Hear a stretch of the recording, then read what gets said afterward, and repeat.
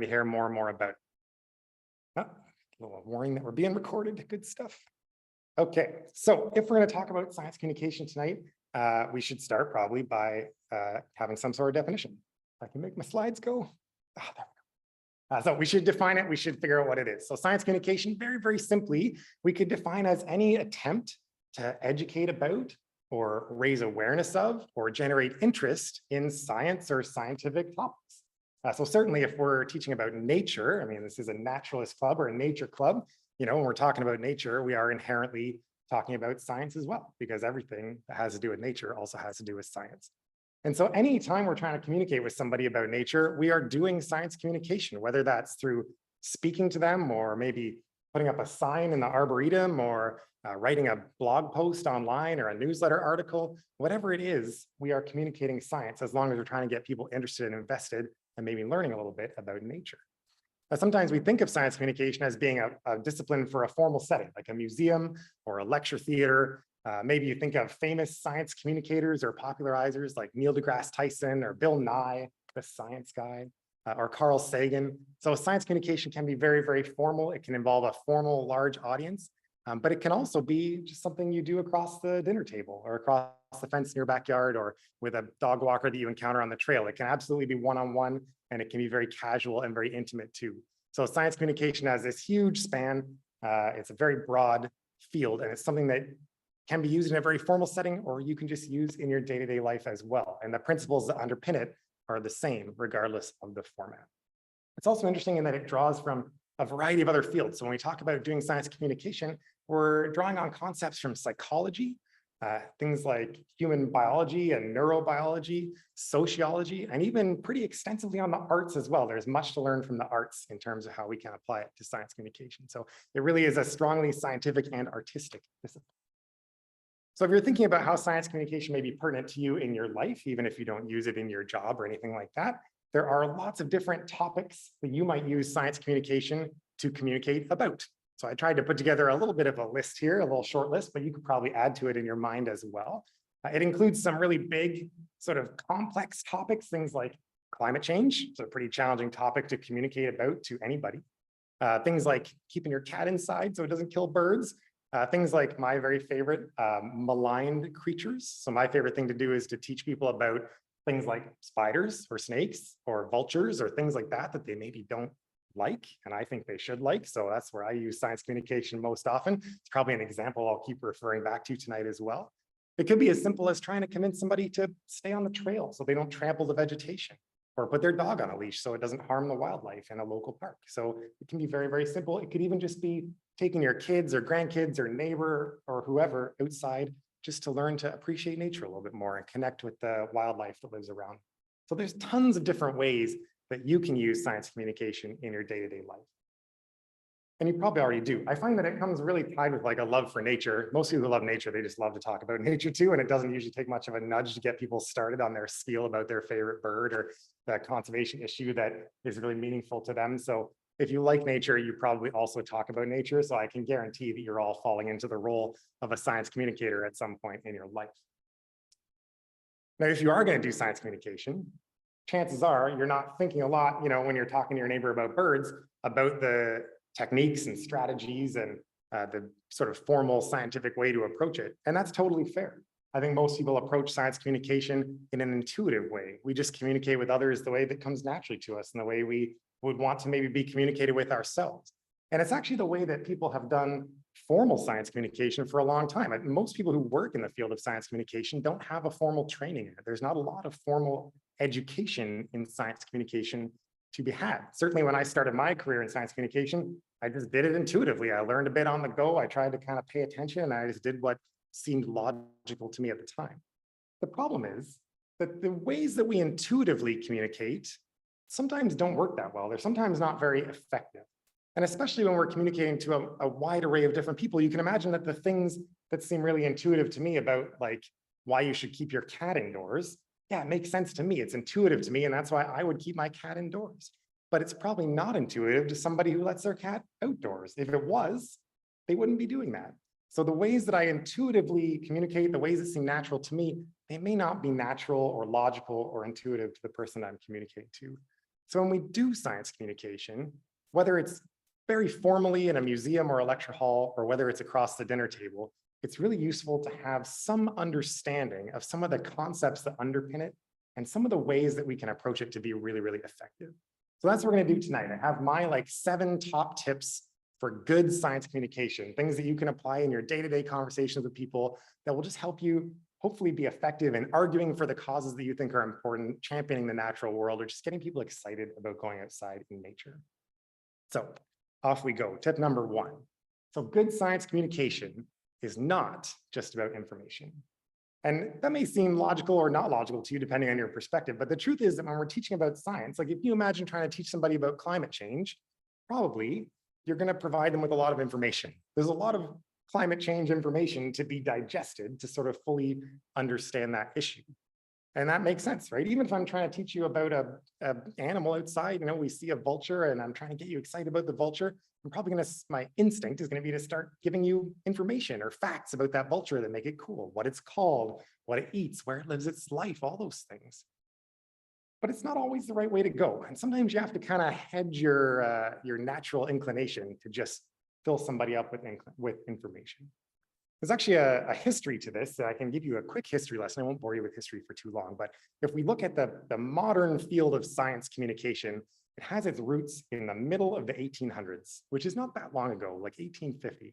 When you think about it, compared to a lot of other fields, it's not that old.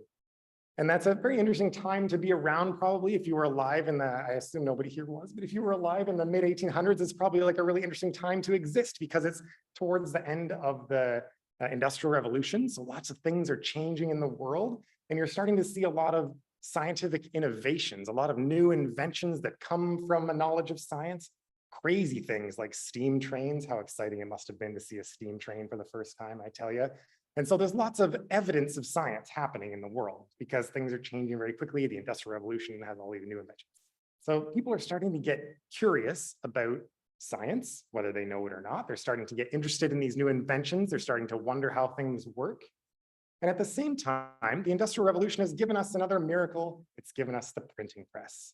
And the printing press, also powered by steam in the early days, allows books to be made without having to handwrite them. Like literally before that, people were handwriting books. And now we have a printing press, we have a machine that will make books for us. So books are cheaper, they're more common, and they're more accessible to everybody. So the general public now can access scientific information. Even if you're not wealthy, even if you're not educated that much, you can still get a hold of this scientific information. So the public is learning about science and getting interested in science, and that's really good. So public organizations like universities, they start to think, wait a minute now, we need people to be interested in science. We need people to be educated enough that they're not skeptical of all these new discoveries, these new things that they can use and incorporate into their lives. We need them to support our scientific inquiry and research, maybe financially in some cases. And we need people to take an interest in science at a young age so they will become scientists, so we can advance even further. And our university or our country or whatever it is will look better and better and be more prosperous. So the solution to that is to do science lectures. At a bunch of big universities, they started to do this, public science lectures. Basically, they would get one of their science professors, their scientists, to do a lecture on something interesting and new that they were doing. They would invite other universities, because obviously we want to show off how cool we are at this university, so we're going to invite the other universities so they can see what we're doing. But they would also invite the public, so anybody could go to these university lectures. The idea being that they get people interested in science. And they used a model of science communication that came to be known as the deficit model. And the deficit model is the earliest approach to science communication, and it's an approach that we still see used today. It's based on two things, two assumptions. The first is that when people don't trust science or agree with science or act in a way that is consistent with the science, that's because they don't have enough information about the science. And we can fill that deficit, we can fix that problem simply by giving them more information. Give them information, fill the deficit. Now they know about science, and if they know about science, intuitively, obviously, they're going to trust science and they're going to act in a way which is consistent with science. But like I said, the way that we communicate intuitively doesn't always work. And obviously, if I'm a scientist and I think the science I'm doing is incredible, I think that anybody else who learns about it will think it's incredible too. But those people are not me. So why should they think the way that I think? And it's the same if we were out on the trail. Like maybe I went for a hike on the trail in the Arboretum today, maybe not today because that doesn't work for this example, but maybe in the summer. And I came across a dog walker who was having a little bit of a crisis because they'd found a snake. They came across a snake and they thought it was really scary and they weren't quite sure what to do about it. What I want to do is I want to convince that person that snakes are great and you shouldn't be afraid of this thing. You should maybe learn a little bit more about it. So what's my instinct? I'm going to start to give them information. I'm going to say, well, you know what? There's only 17 kinds of snakes in Ontario and only one of them is venomous, and that snake, it doesn't even live near here. And this is a garter snake and it only gets this big and it eats frogs and worms and stuff. I'm just going to fill them with information. This poor overwhelmed person who's already concerned about this snake is not sure if they can believe the crazy guy on the trail or what's going to happen if they get closer to this snake. They don't know what's going on. Information could be too much. It might not change their decision-making process. It might not work. And actually, research backs this up. It shows us that the assumptions that are made in the deficit model are wrong. Because, and this makes sense if you think about it, people use lots of different factors to make decisions and form opinions. So if somebody's trying to decide how they feel about a snake, they don't just look at the information and go, oh, well, based on the information, I feel that. They incorporate all kinds of factors like their personal history and experience, what the people around them think, what their culture or religion or politics might cause them to believe. We certainly know with an issue like climate change, politics plays a huge role in what you choose to believe about it, regardless of the information. But information alone often doesn't really change what people believe or think or how they act in regards to science. The reason that's true, I hate to tell you, is that the human brain is lazy. You all have a human brain, I assume. I have one too. And I like to think it works well, but it actually is very, very lazy. It doesn't like to spend energy or do work if it doesn't want to. And yours is the same whether you think it is or not. There's actually a theory in psychology called the cognitive miser theory that explains this. It just says that when your brain has to solve a problem or form an opinion or make a decision, it looks for the route to the answer that is the easiest, the lowest effort possible. And it does this regardless of intelligence. So you can't be too smart for this. It's going to do it either way. And it does this and you don't even know that it's happening. So when your brain takes that lazy route, you don't know it. You think you're having a normal thought, but it's actually skipping over things and taking the lazy route to the answer. It does this using shortcuts. And those shortcuts, is a name for them in psychology. They're called heuristics. These are the little shortcuts that your brain takes to make a decision. There's lots of them. I won't give you a super long list, but I'll give you a few examples.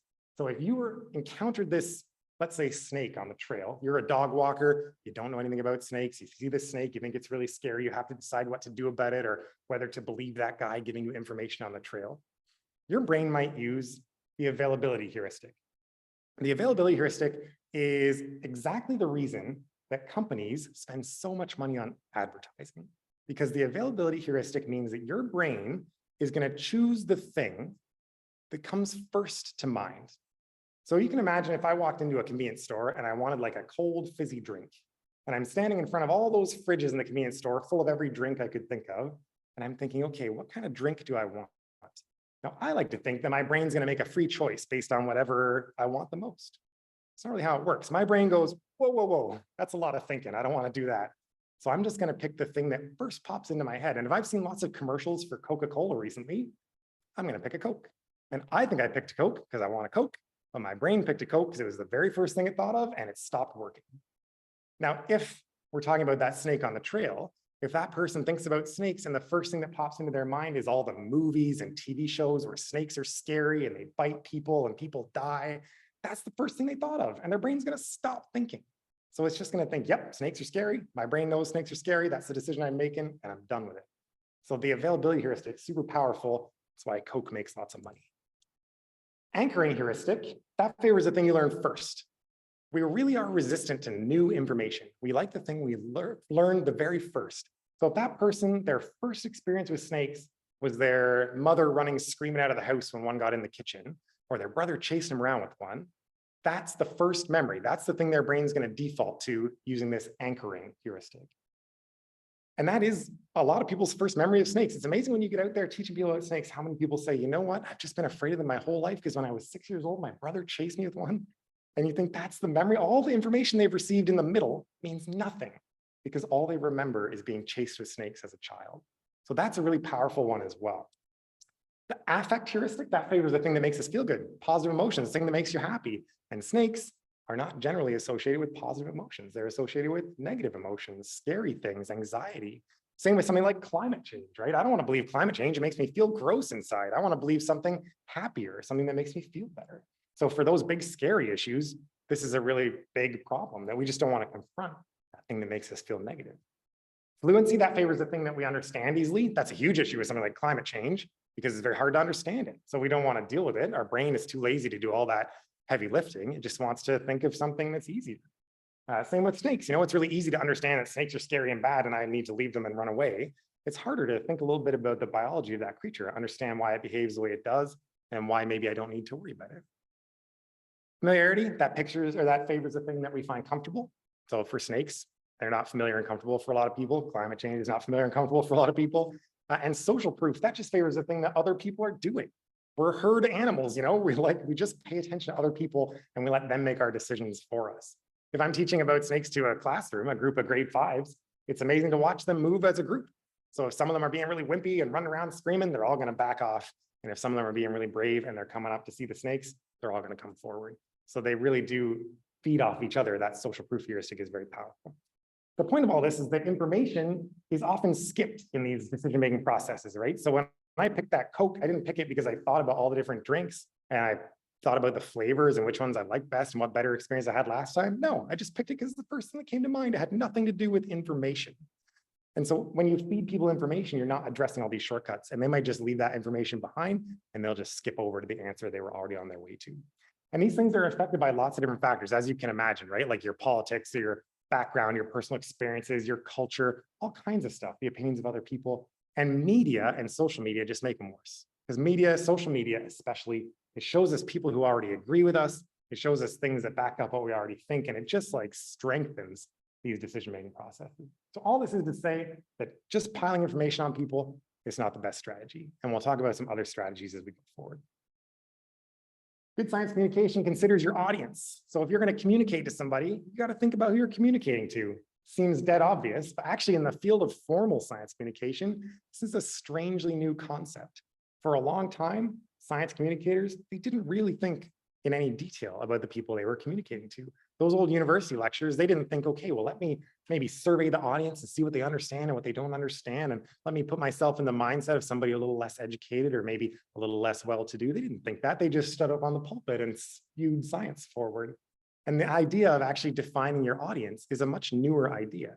And it applies whether you're defining a big audience in a university lecture or whether you're trying to get a handle on your neighbor across the backyard fence. You need to know how they think. You need to know what their perspective is. There's a theory in psychology that helps us with this as well. It's called the theory of planned behavior. And the theory of planned behavior, it tells us that when people do a thing, when somebody takes an action, they do it because it's underpinned by some core beliefs that they hold. So if somebody kills a snake at their cottage, or if somebody is a climate change denier, or if somebody lets their cat outside, or whatever it is, that action is tied very closely to some fundamental core beliefs that they hold inside. And so we can't deal with the action until we deal with the belief. I can tell that person not to kill snakes till I'm blue in the face, but until I can actually fix the belief that is causing him to do it, I can't change the behavior. So we have to deal with those beliefs that are underpinned. And there are 3 different types in this theory. We have behavioral beliefs, normative beliefs, and control beliefs. And I'll tell you what they are. So a behavioral belief, very simply, that relates to the outcome of behavior. We could phrase that like, if I do A, B will happen, right? If I get too close to a snake, I will die. That's a behavioral belief. It's not correct factually. Probably you're not going to die if you approach that garter snake, but you might believe that. You might think, hey, if I get too close to that snake, something really bad is going to happen.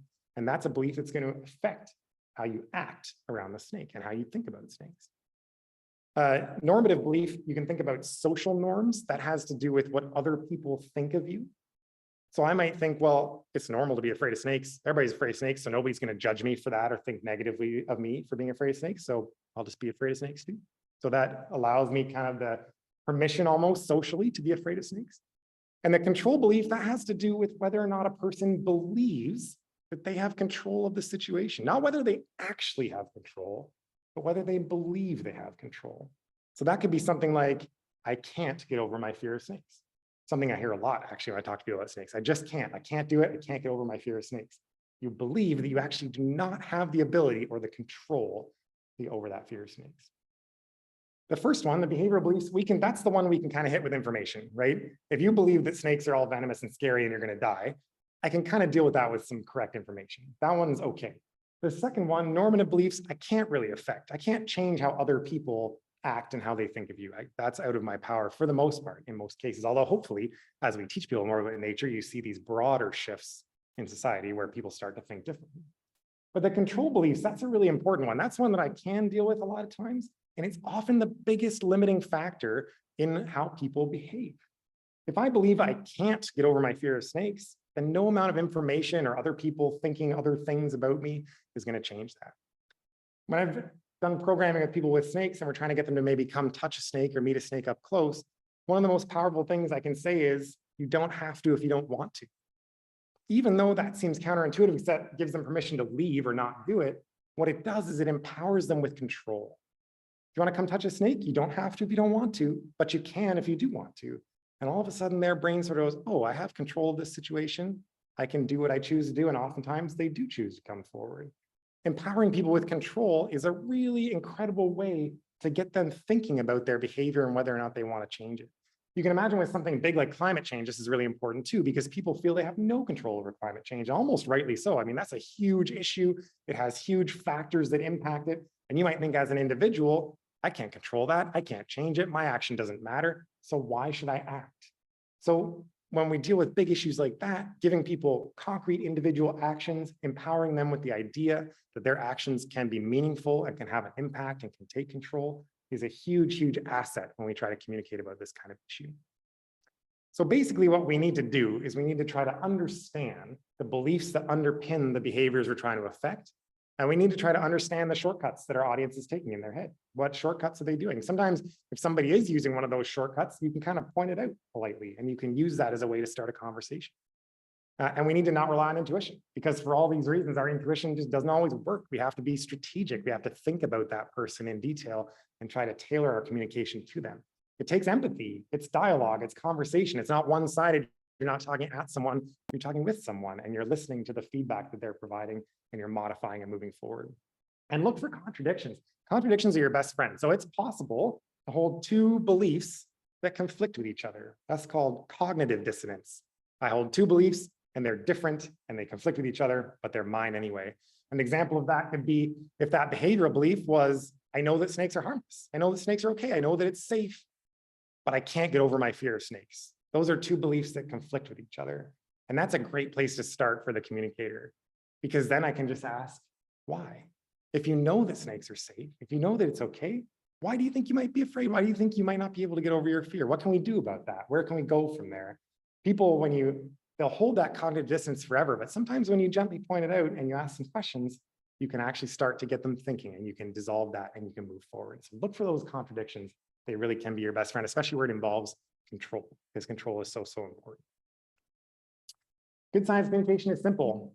It's something we forget a lot. It seems obvious. Obviously, it should be simple, but especially for communicators who have maybe an academic background in science, that can be a real struggle. I spent a lot of time teaching university students to do science communication. It's like science students, and it's so difficult to get them to remember to keep it simple, because they're taking classes all day where people are using complicated language and they're learning complicated concepts, and they cannot stop and just keep it really, really easy. We're talking about not overwhelming people with detail, right? So we want to keep the level of detail kind of light. We want to be strategic about it and include only the detail that's necessary. People get overwhelmed with too much information. They don't want it. Their brain doesn't want to do the heavy lifting. So if I'm on the trail and that person is freaking out about a snake, I'm not going to flood them with everything I know about eastern garter snakes. I'm going to be strategic. I'm going to say, you know what? It's okay. The snake's really safe. That's a garter snake. It's not venomous. And you don't have to worry about it. It's not going to bite you or your dog. That might be enough information to get them thinking. And then if they have questions, they can ask, but I'm not overwhelming. I'm giving them the pertinent bits. Maybe I want to tell them all the cool things I know about garter snakes, but that's not what matters right now. So include only what's necessary in terms of detail. And I think this is a hard thing for science-minded people, but we need to let go of precision. People who are into science, into nature, bird watchers, holy cow, bird watchers, I love you. I am you, but this is a real problem. Precision is not that important. Science teaches you to be very precise, exact, correct names, species and subspecies, and exact measurements and all that stuff. Doesn't matter. The public doesn't care. The general public, people who aren't that into nature, they don't care about the exact name and complete life history of that animal. They don't care about the degrees of change and climate change. It doesn't matter. We need to let go of precision, not stress about it. Just worry about the broad strokes, big, broad concepts. If people say a word like seagull, that's okay. It's okay. We don't have to stress about it. They don't have to be precise. That level of precision, it can come at a later level of learning, right? If they pursue the learning further, then we can get a bit more precise about it. But in the beginning, broad strokes, big, broad concepts, invite them in, make the learning easy, and encourage them to follow through with it. We need to avoid jargon. So complex language, certainly within science, even within sort of the world of appreciating nature, there are words and terms that we use every day that are commonplace to you. They're commonplace to your nature-loving or science-minded friends. They may not be commonplace to other people, and you can alienate people by using language that they're not familiar with. It's a really hard thing to do. I remember years ago, I was in a classroom teaching about, I don't even remember, snakes probably, and it was a kindergarten class, young kids, and my coworker was doing pretty well, I thought, with the kindergartens, doing a good job, and talking about an animal that lives in a marsh. And this animal likes to live in the marsh and hunts other animals that live in the marsh and blah, blah, blah, blah. And the kindergarten teacher very nicely and very politely at some point said, I just think it might be useful if you tell the kids what a marsh is. And I thought that's an extreme example because the kids are 4, but to the person communicating, marsh is just a word that I use every day. Of course, marsh is a word that everybody knows, but it was not a word that those kids knew. It's not a word that maybe a new Canadian who speaks a different language would know. And certainly there are examples of more difficult words. If I'm teaching about a snake and I say that snake is endothermic, well, if you're a sciencey-minded person, you might know that word, but you might not. And so that word can alienate you, and most adults especially will not ask you what a word means because nobody wants to look like they don't know. Nobody wants to look dumb, right? So then you're just explaining them something that they don't know, and they're never going to ask you about it. So just watch your language, avoid jargon at all costs. One of the worst offenders in this one for nature-loving people, especially when we're writing about nature, is scientific names. I hate them so much. I love them. I love scientific names as a scientist. As a communicator, they are the absolute worst. When you start your communication with a scientific name, which is literally words in a dead language that people have never seen before and don't have the context to understand, turns people off immediately. So scientific names should be used only as absolutely necessary and generally avoided in science communication, I feel, my hot take anyways. And avoid that, I feel like we've all fallen into this, but avoid the temptation to try to sound smart. We all love to sound like the expert. I've done it, you've done it, we've all done it. You know a lot about nature. And sometimes we get into a little mode of showing off, but that's no good. That's a pretty off-putting thing for folks. So just chat with people, don't chat down to people, just have a conversation. They're gonna figure out you're super smart, you know lots. You don't have to work too hard at it. And lastly, make complex ideas as simple as you can. So when we're talking about nature, we're talking about maybe ecology or conservation. Some of the ideas we're dealing with, they can be pretty complex and again, not commonplace for most people, even if they make sense to us. So we need to simplify complex language and complex concepts. There's lots of ways to do that. One of my favorites is using comparative language. So things like, this is where we can dip into the arts a little bit, right? So things like analogies, metaphors, comparative language that brings in concepts that are familiar to explain concepts that are not familiar are super powerful, and they can be fun, and fun is good. It draws people in, right? They can be funny, they can add color, we can sort of show a little bit of ourselves in these comparative things. There's lots of ways to do it. I picked a turkey vulture as an example because I love turkey vultures. But I could say to a group of kids, that the janitor that works at this school, Mr. Jones, he works here, his job is to keep the school clean so that everybody stays healthy and safe. That's what a turkey vulture does, but he does it in nature. So there's a great little explanation about the concept of a scavenger in nature, but in a way that a 5-year-old can understand. He cleans things up, he keeps things clean, he makes sure we don't get sick. Fantastic, that's a great analogy for a turkey vulture. Vultures pee down their legs for the same reason you use hand sanitizer after you touch a doorknob. Who doesn't know about hand sanitizer after 3 years of a global pandemic, right? It's a perfect analogy to understand. They pee down their legs because it keeps them clean, just like hand sanitizer keeps your hands clean, make sure they don't get sick. The vulture with a dead bloated groundhog is like a 10-year-old with a $100 gift card to McDonald's. Happy. That's maybe not a complex concept, but it is fun. So you can use analogies to have fun too, and people like to have fun. But there's all kinds of different ways that you can use creative and complex language, or creative and familiar language, I should say, comparative language, to make these complex concepts simple. And I find a lot of naturey people are artistic people as well. So you're probably minded in this way. So use that, roll with it, and try to simplify things for people. Good science communication is relatable. Super, super important. It's incredible how often science communication fails to answer the question, why should I care? And that's the number one question we should all be trying to answer. People are selfish creatures and they don't care. Like if you're just telling them about the degrees of climate change and global emissions and atmospheric conditions, why should they care? Why is that important to them? We need to give them the why do I care? You can imagine this is a technique we call framing. So this is where framing comes into place. Framing is literally the way that we take our key message and we just package it differently for different people in a way that's relevant to them and makes sense to them. You can imagine how you would talk about a snake to like a 7-year-old child or a 70-year-old or a teen, 17-year-olds, 17, too cool for school, real tricky. You need some extra techniques for the teen in your life. Or an animal lover, an animal hater, a guy that kills snakes at his cottage, maybe a new Canadian that comes from somewhere that has lots of venomous snakes that they have to worry about. So that's an interesting cultural perspective that we see sometimes teaching about snakes. So all of these people, you're going to need some different strategies to communicate with because they all have different life experiences and different biases and different perspectives on what you're trying to tell them. There's a fellow who writes a blog called Southern Fried Science named Andrew Taylor. And he says, when I talk about climate change, I don't talk about science, which is a counterintuitive statement, right? In a way, it's like climate change is like a really scientific idea, but you're not going to talk about science. He says, instead, when I talk to a farmer about climate change, I talk to them about crop yields or the sowing dates or frost dates. When I talk to a fisherman, I talk about how many fish they're catching or where the fish are moving and where they are that they didn't used to be or where they were that they're not anymore. So he thinks about ways to make it relevant. And then the facts, the science comes in behind if it's needed. But you're never going to win people with just the numbers. You have to make it relevant to them. People, whether they do it consciously or subconsciously, they really care most about themselves and their families and that sort of thing. So you got to think about how you can relate it to your audience. Some good ways to do that are using emotions and emotion words, something that we don't always do in science communication. Emotions are always relevant to people. The way I feel is relevant to me at literally all times. And the way I feel can be relevant to you too, because humans are empathetic creatures. So if I'm teaching about a snake and he makes me feel really happy, I really like him, I'm going to say that. And you're going to empathize, you're going to sort of feel my happiness and my excitement for the snake, and it's going to make it relevant to you as well. Or if we're talking about climate change that makes me sad, I'm going to say that too, because that's going to make it relevant for you. You're going to empathize and you're going to sense that. And using the senses. So the things I can directly touch, see, taste, smell, those are obviously relevant to me because I can literally touch it or see it or hear it. And so senses are always relevant. So it's always good to tap into the senses. There's another interesting aspect in terms of how we are motivated and how we might frame things for people. It has to do with an idea called regulatory focus.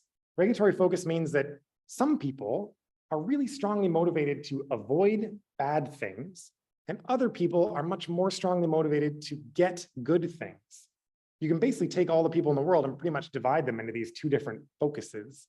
And so if I'm communicating about climate change, some people are going to be most motivated by statements like, if we act on climate change, we can avoid sea level rise and flooding and catastrophic weather events.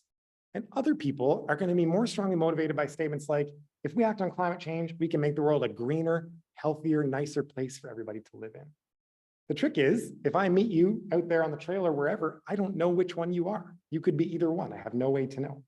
So all I can do is make sure that when I frame my messages, I kind of hit both.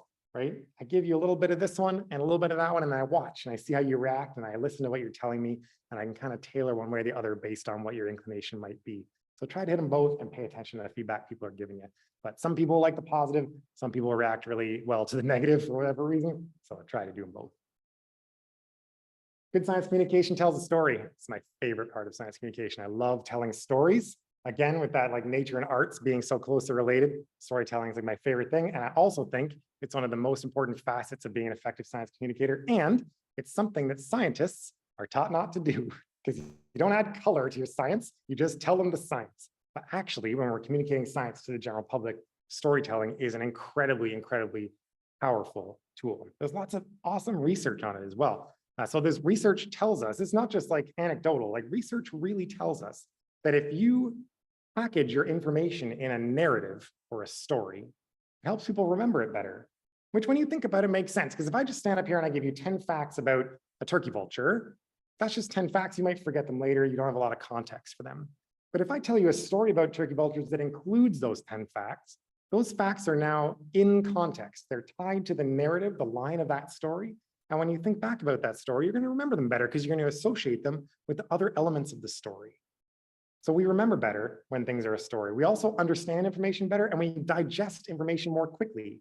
So it just kind of pops on in there. Stories are so innate to people. We've been telling stories for millennia. We digest information more quickly if it comes in the form of a story. People argue less. So if you're presenting sort of contentious information in a story, you'll get less argument, less back talk if you put it in a story than if you just tell facts. People engage more and they feel the experience just as if it's their own. So some really cool research that shows that if I tell you a story about, let's say, being on a roller coaster, your brain reacts pretty much the same as if it was on the roller coaster. So whether you're having the experience or you're hearing a story about the experience, it triggers the same parts of the brain and you react very, very similarly. So stories have this incredible ability to transport people, to put them in situations and to evoke their emotions in that way. It makes people connect emotionally to the situation in a way they wouldn't if you just gave them a list of facts. And it's more convincing. It convinces people of your point better than just writing facts. So there's a million reasons that you should tell stories. And that doesn't mean if you're trying to teach your neighbor to keep his cat indoors, that you have to sort of start with once upon a time and tell a long and winding yarn. It's not how it works. But it's helpful to think of how you can package your information so there's a bit of logical flow to it, so that has a bit of a string that ties it together. And it's helpful to draw on some of the devices or concepts that a storyteller, in a literary sense, might use. Concepts like having a hook. So a story has a hook. It has a thing up front that grabs your attention and pulls you in. Here in the Arboretum, we have a tree called the honey locust. When I worked here at the Arboretum, I loved teaching about the honey locust. It's a lovely tree. And so I could bring a group of kids to the honey locust and I could say, hey, look at this tree. This is the honey locust. It's a rare tree in Ontario. There's not a lot of them here, only lives in the southern part of Ontario. It has these little tiny leaflets on these bigger leaves. It has lots of spines on it. It's been around for a long time. You should appreciate the honey locust. Well, that's that's not really a story. And it's pretty boring. And it doesn't have a hook. It doesn't have a thing up front to grab their attention. But instead, I can bring the kids to honey locust. I can say, look at these huge spines. Look at the spikes on this tree. What do you think they're for? Well, that's a great hook because it asks a question, it gets them thinking, it gets them connecting to the tree, and it engages for further connection, right? We want to now think about why those spines are there. What could they possibly be for? And we can work through a little story and get to the point that like these spines are on this tree to protect it from woolly mammoths thousands of years ago. That's pretty cool. And now we've got like a cool story. The kids are going to remember it. They're going to connect to this tree. They think it's pretty badass with those big old spines on it. And that's a great way to engage kids with what could be a really boring thing if you are boring about it. So a hook is great. Get your audience drawn in, ask questions, use surprise, engage their emotion. And once you've got them drawn in, now you can weave your tale. And we can use characterization to make that tale a little bit more engaging. Science neglects characters. Oftentimes when we are communicating science, it's just me up here telling you about the tree. Oh, the tree does this, and it has spines and leaves and whatever. There's no characters in that story. Maybe the tree, but it's not very well developed.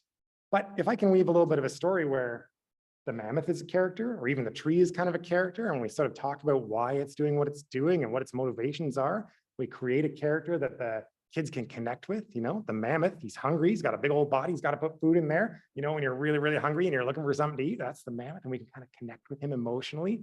So if we can start to build a story with characters, the kids get invested, or adults too, get invested and connected to these characters, empathizing, connecting with them. The character could be you in a story. So if I'm trying to teach you about snakes, maybe I'm going to tell you about an experience I had with a snake last year that was really cool. Now I'm the character in the story, and you're going to connect with me emotionally or empathize with my experience. So use characters. Try to think about, you know, getting somebody else in there besides just you, or just speaking as a sort of first person. Once we have characters, we can use different points of view. We can use different perspectives, and that's really, really valuable. I don't want you to just think about nature from my point of view, because you might just look at me and be like, well, who's that guy? Like, why should you think about my point of view? But maybe you should think about an ant's point of view, or you should think about other perspectives in the story that help you to kind of invest in that a little bit deeper. This is something that if you don't think you're that creative a person, you might struggle to kind of think about how to do it. But one of my favorite tools for this is the word imagine. Kids especially are really used to using their imagination. Adults take a little bit of an extra probe. But imagine that you're an ant. Imagine that you're a mammoth. Imagine that you're an astronaut in space, or you're a doctor, whatever you are. Just imagine. That simple word can kind of put you in a different perspective. It can make you see the story from a different side. And like, if I'm trying to get you to conserve snakes or to appreciate that snake, well, me telling you about the snake maybe doesn't matter because you don't care about me. But imagine that you were the snake. And imagine that a great big tall monster walked up to you. What would you do? How would you behave? All of a sudden, we're thinking about the snake's behavior from the snake's point of view. And maybe somebody who 2 seconds ago was terrified of snakes and thought they were all gross now finds themselves empathizing with the snake, which they probably didn't think they were going to do today. So it's a really powerful tool to get them connecting. We want to use imagery, and we want to try to engage the senses. Like I said, your senses are always relevant to you. Like what you can see and touch and feel is relevant to you because you are seeing or touching or feeling it. And so if we can use actual senses, like out on the trail, I might get somebody to touch the tree. Oh, it's great. I can actually engage their senses directly. But if we're standing in a room, I might have to get them to imagine. I might paint with some language. I might use descriptive language and try to get them thinking about what the characters in the story could see or hear or touch or feel. It's a great quote from The Craft of Science Writing. Memorable science stories captivate us, not only because they hold our intellectual attention, which they have to do, but also because they grab us by the senses, weaving smell, touch, and taste through abstract concepts. So engaging the senses helps people kind of hang in there and grasp those concepts a little bit better. All this is to say that using these techniques, we can elicit emotion. We can elicit empathy. And emotion is a more powerful motivator than facts. People are more likely to do something because they feel a certain way about it than because they know a certain thing about it. And storytelling is an incredible device to draw in emotion and get people feeling rather than just thinking. And so that's something you can try to draw in. Again, not necessarily in a once upon a time 3-hour story, but just by using these little bits, creating a little character or trying to get them to see something from a different point of view or using a little bit of a hook to draw their attention.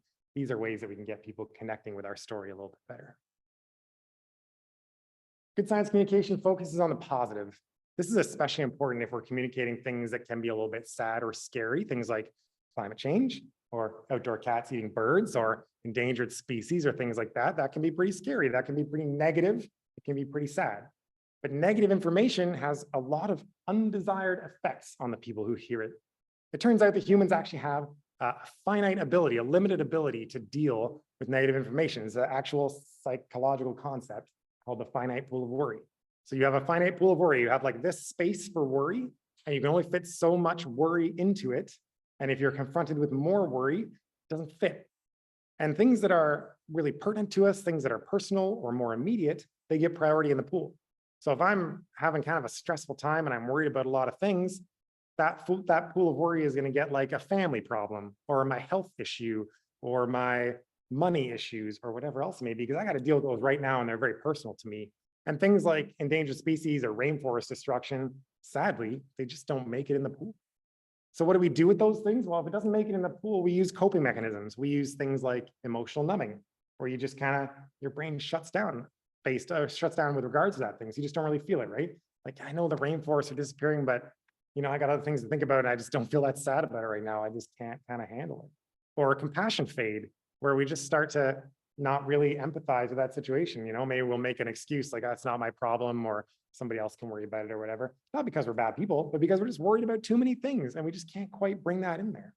Some people use a single action bias. So the single action bias means that I'm worried about a thing and I'm stressed about it. So I'm going to do one thing, and that one thing is going to make me feel better, and then I can kind of stop worrying about it. An example that was really a big thing in recent years, that sound familiar to you, is single-use plastics. They're such a big problem, and I'm really stressed about single-use plastics. I'm going to use reusable straws. And great, I bought my reusable straws. Now I feel a lot better about ocean plastics. And the truth is that doesn't do a whole lot. It's great, but it doesn't really fix the problem. But you've done a thing, your brain can kind of put that worry aside. You don't have to think about it too much. And you can't blame people for doing it. It's a stressful world we live in, but that is a thing people do, again, without really knowing that they've done it. It's also a thing called the backfire effect. The backfire effect, it's also called belief perseverance. It basically means that when people hear information that kind of conflicts with what they already believe, that makes them feel that sort of that feeling you get when you hear information that conflicts with your core beliefs, they often reject that information for no other reason than it kind of feels icky, I guess. And they almost double down on those original beliefs. So if your neighbor lets his cat out to roam and it eats birds, and they think it's fine to let the cat out to roam, and you say, you know what, the cat, when you let your cats outside, it eats a lot of birds, and here's all this information that shows that they prey on birds, and all the studies are there. You'd think, logically, that person would say, I never thought of that before. The cat does eat birds, and that is bad. I'm going to keep it inside. But that's not what people do. What people do is they say, screw you. Like, I know it's fine. He doesn't eat that many birds, and cats are a predator anyway, and it's what they're supposed to do. Because they've been confronted, and they don't know how to react. and their brain subconsciously doesn't know how to react, so it just doubles down.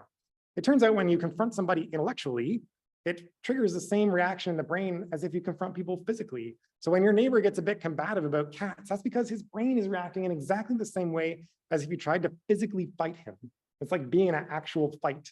So that defensiveness is exactly the same as if you punched him in the face. And that's a pretty strong thing to fight against for sure. So this belief perseverance is tough stuff. And it means that presenting people with information that proves them wrong often doesn't do anything. And you can probably all emphasize that. You've probably all done that at some point in your life where you've given somebody like the exact case that proves them wrong and they've just brushed it aside. And that's why, because our brains hate confronting that kind of conflict.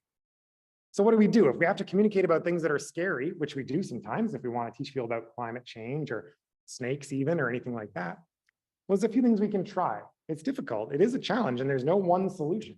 But we can make sure that we're being honest. We want to be honest about the scary thing, but a bit strategic about the information that we include. We don't want to flood people with negative information. So think about the details that are important. Be honest about how severe the threat of climate change is or whatever you're communicating. Be strategic and don't flood people with it. Try to really kind of temper it a little bit. We need to make emotional appeals, but once again, don't flood people. Don't try to make people feel personally guilty for climate change, but do try to tap into their emotions. Do try to say, it's something that's going to affect maybe your kids in the future or the people that you care about or yourself, like something we want to feel about and we want to understand why we feel the way that we do. And then back those emotional appeals with that little bit of strategic factual information. We don't want people to think you're trying to make them feel bad just to feel bad. They got to know that it's underpinned by actual information, but just be kind of strategic about what we include there. Acknowledge that people have competing concerns. It's a scary world to live in these days. There's a lot going on. And I know you got to worry about COVID and you got to worry about personal stuff and family stuff.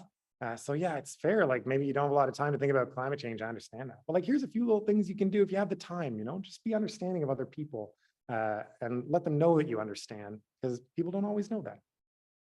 Emphasize the value of individual action. This is where we empower people with control. It's less scary to know that you have control over a situation than to think that you don't. So make sure we're empowering people with the ability to control their situation. Make sure we're letting people know that they can do something here. It's not that scary thing that's way out there and out of control. It's something you can actually deal with. You can do something about right here on a personal level. And make sure that we always, always provide a hopeful takeaway and give a blueprint for positive action. We tell people what they can do. If I stand up here and I tell you all the negative, scary, and I've seen this done, it sounds obvious, but I've seen people do this where I stand up here and I give you all the negative information about climate change, and then we kind of wrap up and it's kind of sad, and we all kind of leave here feeling bad about ourselves.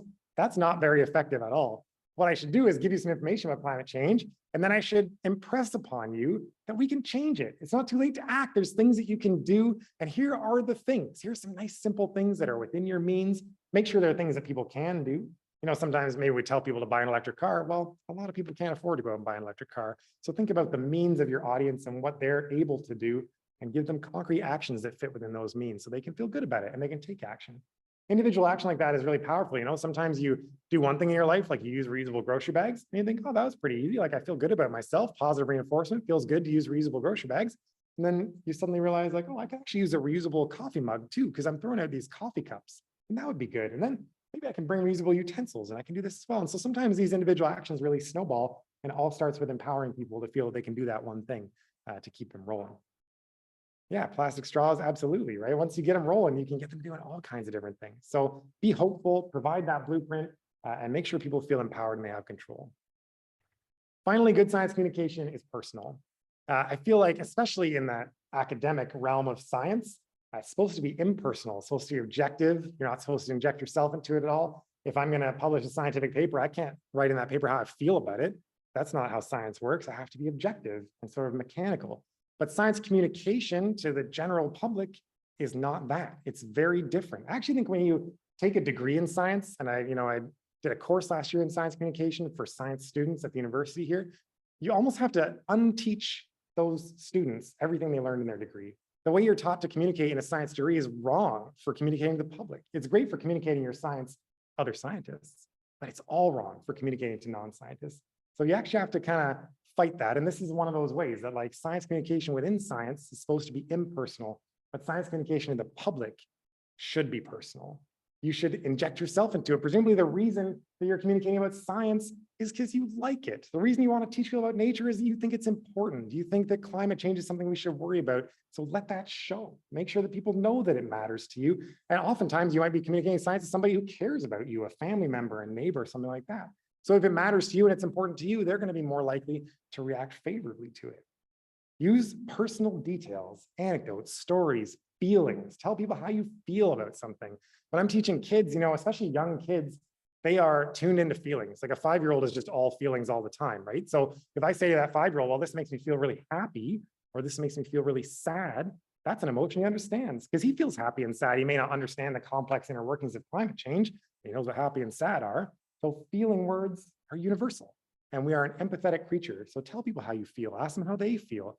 Try to bridge that gap. Oftentimes when we're communicating science, you're standing up here talking science and that person is listening. Try to bring it down on the level and just have a conversation between human beings. Be humble about it, be human about it, and just try to engage people on that level. And just remember to be yourself and let that subject matter, that love for subject matter show. If you love something, it is contagious and it will help other people to love it. So stay positive, be yourself, and share how much you love nature and how passionately you feel about those issues that really matter most to you. So I think if you are going to communicate science, you may find yourself tomorrow chatting with your neighbor or your family across the dinner table or some person you run into on the trail. Try to keep these things in mind and maybe just try to refine that communication a little bit. I think we can all be really, really effective science communicators, champions for nature, and that's obviously what the world needs. If you are into science communication, you can connect with me on the interwebs. I have a blog, uses that dirty word, and I'm on all the social media too. So if you're into that, I'd love to see you there. And otherwise, thank you so much for having me tonight. It was super fun to chat with you about one of my favorite things. And if you have any questions, I'm more than happy to answer them. So thanks for hanging out with me, folks. Good deal.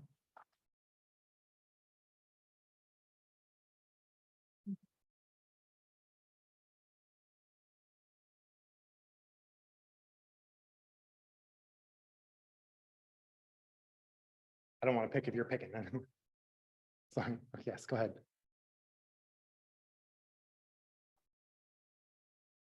Yeah, well, heuristics, they don't always lead us to the wrong decision. Sometimes they lead us to great decisions. If you think about the social proof heuristics, you think about doing what other people around you are doing. Sometimes other people around you are doing a great thing. Sometimes if that other person is a person that I trust and I trust their opinion and the way that they behave, then maybe looking at what they're doing is a good thing because they're going to do something that I agree with and that feels good.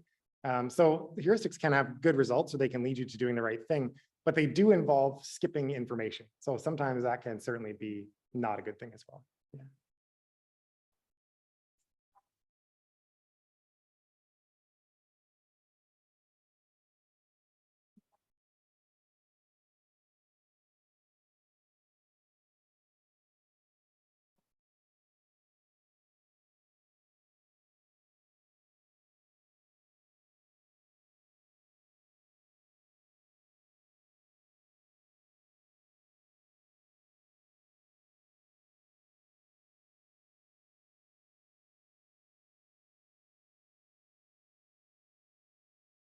Okay. There you go. I didn't know about viruses as therapy.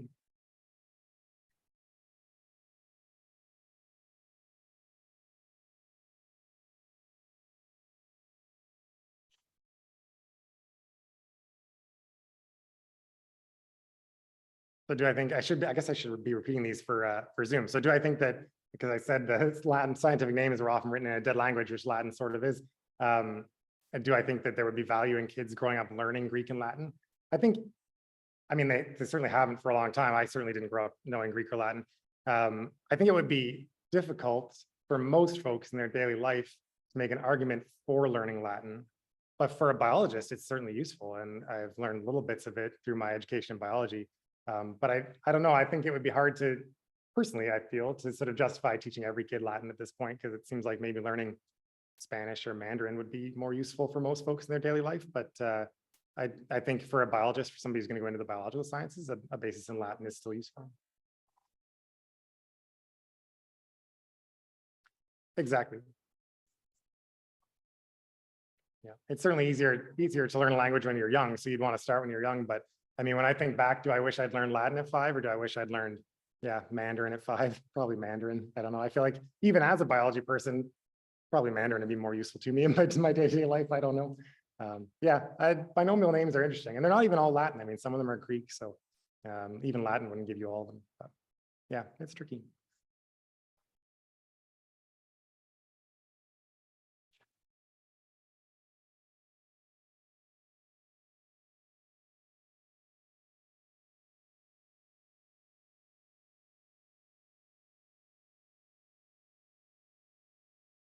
Very nice. Yeah.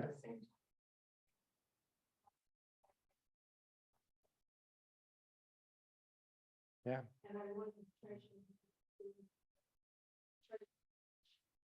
Oh, very nice. Certainly, yeah. So certainly for some people, Latin is very, very useful. But yeah, maybe you can make an argument for it. I don't know. Yeah. Sure, go for it. How do you feel?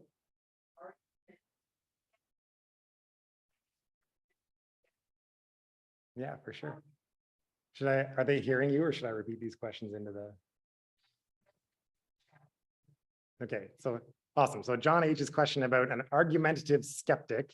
So if I have an argumentative skeptic, I mean, there's no doubt that there are some people that try as you might, you may never convince. Sometimes you'll meet somebody who just argues for the sake of arguing and their mind's made up, and it might be sort of banging your head against the wall to try to convince certain people of certain things. And I've definitely had experiences like that. I can never help but try in the first place. And I've probably exasperated myself and frustrated myself more than necessary with some people. But I think in general, if somebody's really arguing me, if it's he kills snakes at his cottage and he just is convinced that's the right thing to do to protect his family, and I can't convince him otherwise, I don't know. It's tricky, and it depends a bit on the person at the time. I think I want to give him a little bit of information. Definitely, I want him to know that maybe the snake he's killing is endangered or is not dangerous or whatever it is.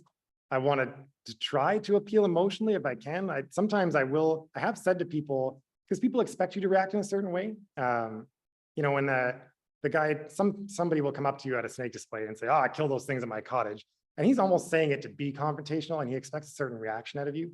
And sometimes you can subvert people's expectations in a way that grabs their attention. I'll tell you, I was doing a snake program once. I was at a water festival where kids, they're about 10 years old or 12 years old, and they're moving around in little groups with parent volunteers, and they're doing these different stations. And one of the stations was to come and meet the snakes and touch the snakes and learn about them. And I had a group of girls, about 12 years old, 5 or 6 of them, and they were sort of tentatively coming in and learning a little bit about the snakes. And the 2 moms that were with them were standing back and being really extremely rude, actually. I don't know if they thought I couldn't hear them, but on and on about how gross and disgusting the snakes were and why are the girls doing that? And it's so gross and it's so gross. And it had been a long weekend and my diplomacy ran really thin. And I turned to them because I'm trying to get these girls who are scared of the snakes to try. And they're kids, they're being kids, they're doing a great job, they're coming closer. And I turned to the moms and I said, maybe it's your opportunity to learn and grow like they are learning and growing. And I immediately, as soon as I said it, I thought that was the wrong thing to say. I really messed up. And that was very unprofessional. I shouldn't have said it, but they really got on me. And I never do that kind of thing. And they sort of shut up and they disappeared into the background and they walked away. And I thought, well, I lost them. Like I lost that opportunity because I said something mean and they left. And an hour later, they came back and they didn't say anything. I don't know if they were hoping I didn't recognize them. Came back without the kids. And they came in, they didn't say anything about it. And they touched the snakes and they asked a few questions and they turned and left. And I thought, I'm not sure I would advise that strategy, but I think they just expected me to shrug them off or to say, oh, snakes aren't for everyone or something like that. And by subverting those expectations and by making them face their sort of rudeness or their opinions, it made them think about it. And sometimes a little bit of confrontation with somebody who's really stubborn like that forces them to think. Some people will never think, you win some, you lose some, but I think it forced them to think a little bit about it. I had a mother and son at one as well, where the kid would have been 8 or something, and the mother was just on him. He was scared, and the mother was on about, why won't you touch the snake? Just touch it, it's fine. Why won't you do it? And just giving him a hard time. And I was trying to talk to him and sort of be like, oh, you don't have to, but come on. And finally I turned to her and I said, will you touch it? And she said, no. And I said, do you think it's a bit hypocritical to get on him to touch it if you won't? And I thought she's going to just turn and walk away. And she thought about it and she said, you kind of have me there, don't you? And I said, yes, I do. And so she had to work up her nerve and do it. And then she could rag on him about doing it and she worked his nerve up as well. So sometimes a little strategic confrontation with certain folks is maybe the only way you're going to get their attention. I don't know. So that's my best advice on that. But some people genuinely, they just want to make your life hard. So you gotta, sometimes I think you kind of got to know when to maybe not pursue it too much. Any others from the chat? Oh, sure. Yeah.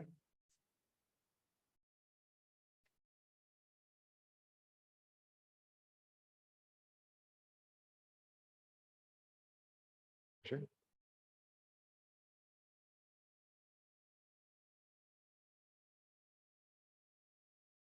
For sure. Well, an open mind is your best friend, certainly in science and in science communication too, because people get into certainly a rut where they just think they know what's right and they know how to do it right. And you always have to know that there are other ideas out there, and you have to be able to see things from other people's perspective, which I think is really important. And I think a lot of people don't do that well.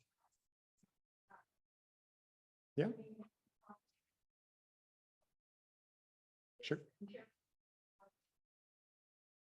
Sure. Yeah. I mean, it's you want to know that empiricism and those facts underpin what you're saying. Absolutely. Awesome. Cool. Any others in the, yeah. Oh, thanks. Well, mission accomplished, I guess.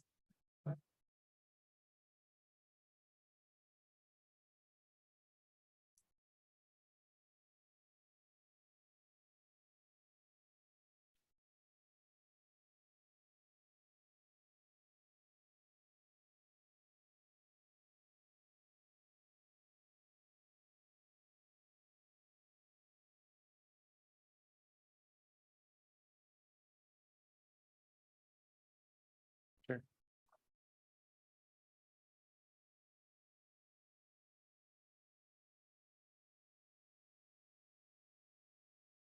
Yeah. Yeah. No, it's a very interesting question. So the question for those out there on Zoom was about the difference in sort of communicating science to the public and how scientists communicate science to each other, and how when you communicate science to other scientists, you don't use a lot of these techniques, and there's a real emphasis on doing it very formally and making sure that you're convincing people based on the facts alone, convincing people in the right way. It is a very interesting question. So there's a big difference between what we would call science in reach, which is scientists communicating science to other scientists, like at an academic conference or by an academic paper, or even really in a university lecture, and academic outreach or science outreach, which is out to the public, to people who are non-scientists. And I agree there has to be a difference to some degree. Certainly if I'm writing a paper on the biology of an animal or some research I've done for other scientists, the emphasis has to be on precision and accuracy, for sure. It has to be correct, factually accurate, and I can't allow colorful language to distort what those facts might be. Whereas the public doesn't need every little fact. They need the broad strokes, and they need to sort of have a sense of how it might make sense to feel about this creature, or how important it might be to contribute to its conservation, or that sort of thing. I do think there are elements of scientific outreach that could take a page from scientific outreach, for sure. And if you've ever been to a scientific conference, or some of the buildings around campus have science posters on the wall, like posters that would be presented at a conference, awful. Like the worst thing that you could ever look at in your whole life, right? They're just densely packed paragraphs of information, uninterpretable figures. I think the science poster, as an example, is due for an overhaul, not to make it less factual, but to make it more appealing and more relatable and more digestible. So I think there are absolutely elements of science that could learn from science outreach. Something like writing a scientific paper, as an example. It used to be that scientific papers are written, I was taught to write scientific papers in the past passive, right? The turtle was taken from the field and it was placed in this thing, this sort of passive language, very formal. And that is changing. Scientific papers now they're still pretty formal, but they're written in a slightly more normal language, or almost more colloquially. People will say, I took the turtle from its environment and I placed it in this container, which is just a small change, but a significant one. So yeah, there's a balance to be struck there between scientific rigor, which is important, and also just making things appealing. And the truth is that the scientists that are reading your scientific paper are people too, and they have all the same tendencies as other people in the way that they think. So yeah, there's a balance we struck there. It's really, really interesting, for sure. A good question. Yeah, in the back.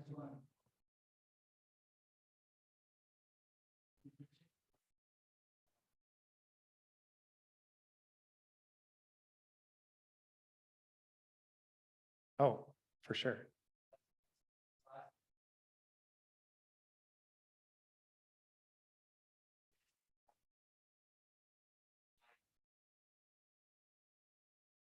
Yeah.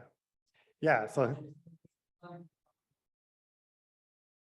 exactly, yeah. So the comment in the back there was about scientific conferences and presentations of papers at scientific conferences genuinely not being too engaging and often being fairly boring, even to other scientists.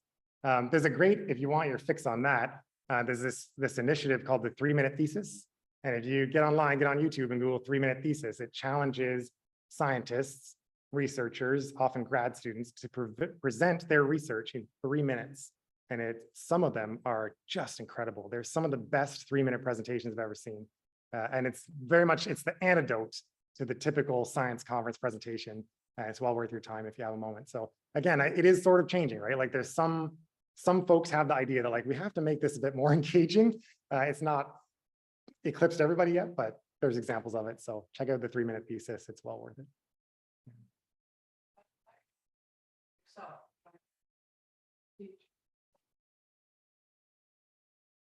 Yeah. Yeah. So am I doing this in my own career? Am I trying to teach scientists to communicate science better? So I did do a course. I taught a course at the university here last winter on science communication for the public. So for outreach as opposed to inreach primarily, although I think a lot of the concepts do translate. I'm kind of in a weird in-between space right now. But yeah, I would like to continue to try to do that in the future and to do workshops on it and things like that, because I think it's super valuable for scientists to learn to communicate their research in an effective way. And some can, but a lot still struggle with it. So yeah, I'd like to continue doing it. I do a little science communication and blog writing and stuff online, but I'm at a bit of a crossroads career-wise at the moment. So we'll see where that goes for sure. Oh, my foot, I broke my ankle rock climbing, unfortunately. So, but I was way back in December, so it's on the mend now. We're in great shape for sure.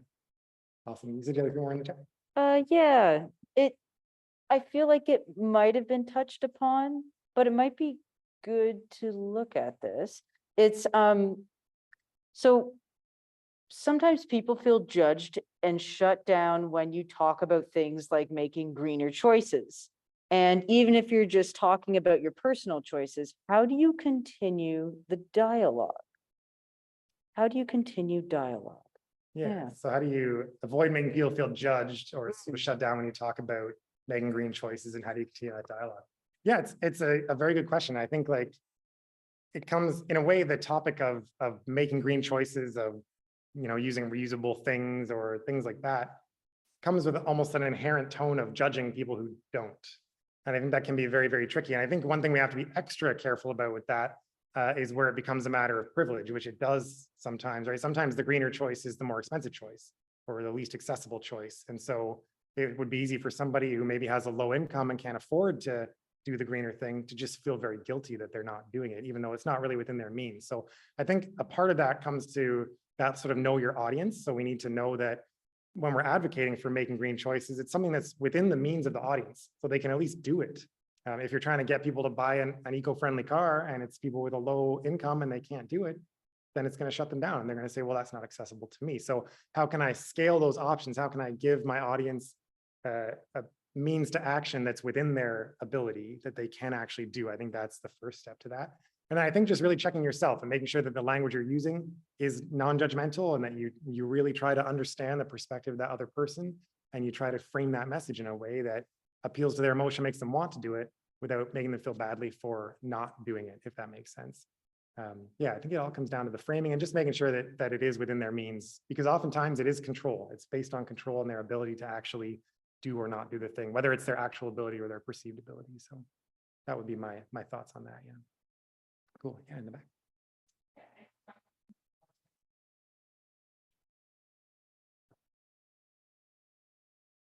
Yeah.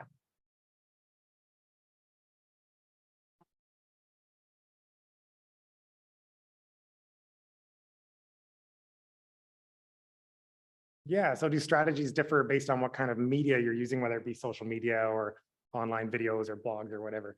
Absolutely. And definitely, online communication is the current frontier. It's really interesting that like it's such a new frontier, because when you think about how quickly the internet has become popularized, really in the grand scheme of things, it's sort of 20 years, right? That people are communicating science online and through social media.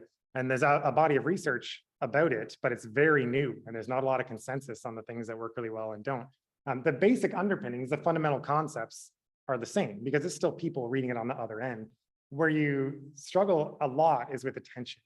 So on social media, there's just so much to look at that you need to grab people's attention. So that hook becomes really important, that thing that grabs their attention in the first place. And then making sure that your content is appropriate to the medium. So it's very different if I'm writing a blog post or if I'm writing an Instagram post, right? They can't be the same length. They can't probably use the same language. All those social media apps, they sort of have their own lingo or their own style of writing. So you need to adapt to that as well. And visuals become super important. Video content becomes super important because it's very engaging too. So it's more, the concepts are really, I think, the same by and large, but it's more about curating attention and trying to get people to actually digest your content and your audience as well, because the audience is different for all those social media networks, right? So for Facebook, the audience is older, like 40s, 50s by and large, 30s, 40s, 50s. I guess I would include myself in the Facebook generation. But for TikTok, it's like 17 to 25. So you can think about your audience as well in a way that social media platform gives you some audience parameters. A lot of them have insights too that you can look into to get more. So yeah, you really do need to adjust the style for online communication. But I think in a way, the underpinnings remain the same, the concepts, it's still communication. So yeah. Just to connect to that, do you find that depending on algorithms, especially in social media, do you find that there are specific words within whatever is hot within the communication of science in popular culture that does better versus other spaces? How do you find that you're possibly battling an algorithm? Yeah, that's a really good question. So the question was about social media algorithms and if there are things like certain words or terms that do better or how you can fight that. I'm really glad you mentioned algorithms because I thought about it with that question, then I sort of forgot about it. But one of the tricks of social media is that all of these social media platforms, including Twitter now, which never did it before, they curate your content and they curate it so that they show you things that you're going to like. And so if I'm a climate change denier, they're going to show me things that deny climate change. So in a way, they create this confirmation bias, this social bias in us, because we see that everybody else in our network agrees with us. So we must be right, when actually it's only showing us the people who agree with us. And there's lots of people who don't agree with us that we don't see. So that's a real issue with social media for sure. In terms of specific terms or words or things like that, that sort of cheat the algorithm or make you more likely to be seen, that's a really good question. And I would not claim to have cracked social media in that regard. But it is cool to see even some bigger social media organizations or some bigger science communication organizations capitalizing on social media trends or things like that. So NASA, for example, does some pretty cool social media communication. And like, if there's a trend that's like hot on TikTok right now, like you better believe NASA's on it, or like trying to at least play into those trends or those fads so that they can be present in the conversation, I guess. And that way, maybe you're hashtagging like moon science and always looking for that, but people are like following this trend. And so you can get yourself in there in a way. So yeah, I definitely wouldn't in any way call myself a social media guru. So I wouldn't advise too much on social media. I'm no expert, but there are ways, I guess, to get yourself in the conversation. Yeah, awesome. Yeah.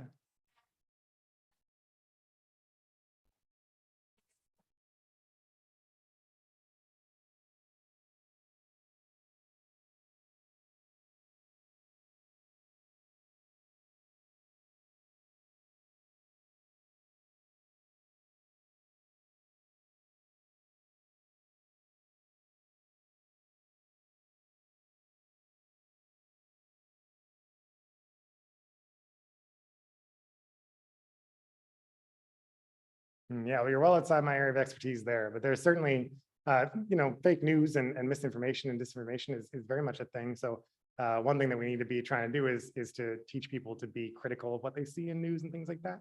And on social media especially, and to examine the source is a tricky thing because when you take a degree in science, they kind of teach you to be critical and how to analyze information in the source, but a 17-year-old on TikTok doesn't maybe have the know how to do that. So yeah, we need to teach people to be critical for sure. Yeah, well, the world's full of conspiracy theories.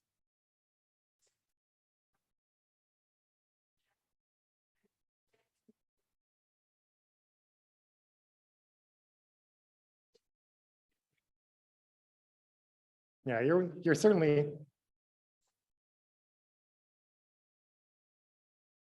For sure. Well, for sure. Well, that stuff is certainly well outside, yeah, my area of expertise, but I appreciate what you're saying. Yeah, how about in the back there? There are hearings in the state of Twitter had to follow what the government is saying in censoring law from Harvard, doctors from Stanford. Fascinating news. Interesting. Yeah, so there's hearings in the States right now for Twitter.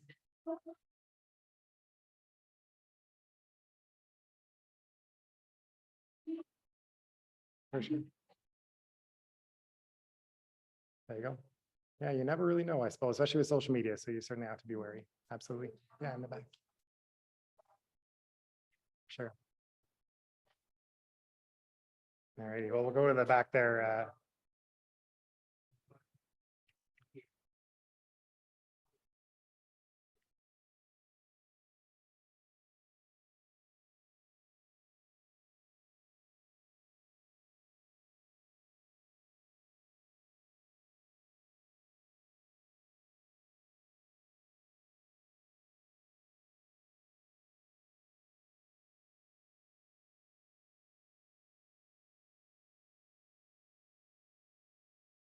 Yeah. Yeah. Yeah.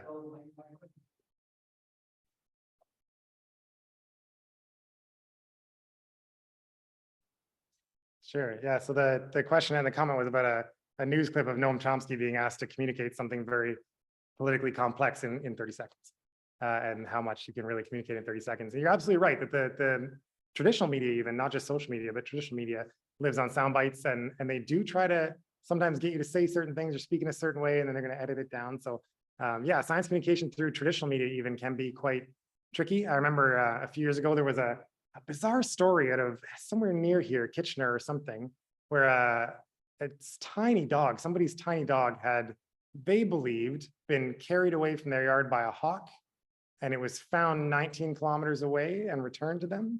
And they sent a picture of the hawk, which was a Cooper's hawk. And it was just so absurd. And the dog was unharmed, somehow carried 19 kilometers by a hawk and unharmed. I mean, the story was ludicrous. And I was working here at the university at Wild Ontario, which is a raptor-based program at the time. And they emailed us, some paper emailed us, and they said, can you tell us about this hawk that carried the bird away? And my boss at the time, still there, Jen, she said, well, I'll talk to you about it, but there's no way this happened. And I'll explain to you why it didn't. And they just never called her again, right? So they're going to go on and look for somebody who tells them what they want to hear. So yeah, you have to be wary for sure, because they will, even if they get an actual expert on, I mean, they may not be given the time to say what they need to say. And yeah, it's a challenge for sure. And it's not something that necessarily anybody can do anything about other than trying to hold the media accountable, I guess. But just be critical, I guess, of what you see. Yeah, that's really interesting. For sure. Okay, on behalf of Nature Guelph, thank you so much for a fascinating subject, presentation on science communication. I have to admit, I'm time framed, my lack of information just told everything. I'm guilty of it too.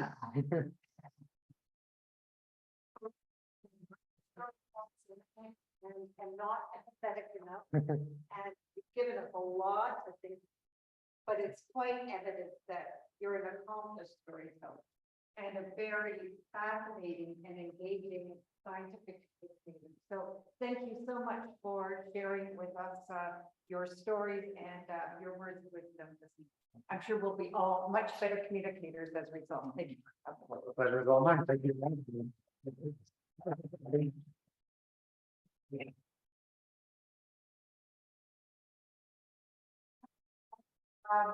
We have some little tiny jade plant bits. If anybody wants to start a jade plant, they're on the membership table. The new document,